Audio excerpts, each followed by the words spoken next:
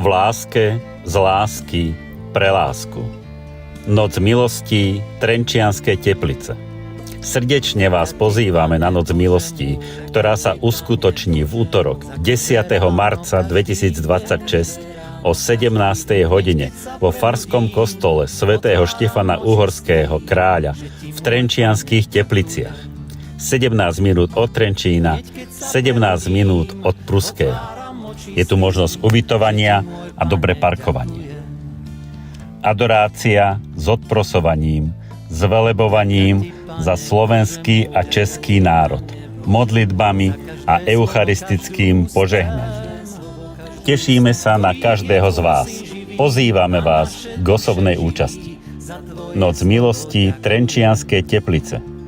Zasvetenie sa svätému Michalovi Archanielovi.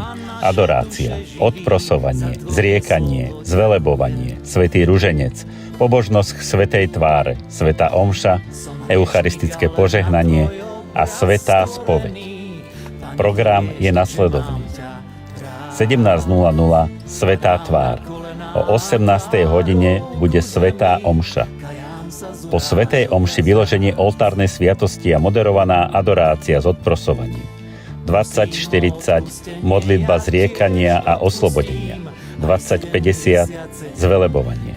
O 21:00 bude obliečka do škapuliara svätého Michala a zasvetenie. 21:20 svätý ruženec k svätej tvári. 22:20 pobožnosť a adorácia k svätej tvári. 23 riadená adorácia.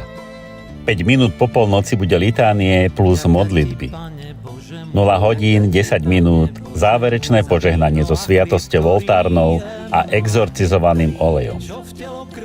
Modlitba zadozučinenia, pretože pohár Božej spravodlivosti je plný, preplnený, už preteká.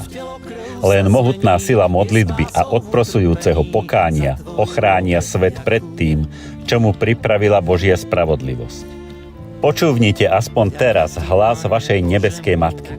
Potrebujem toľko odprosujúcej modlitby a ochotne obetovaného utrpenia. Tešíme sa na každého z vás. Pozývame vás k osobnej účasti.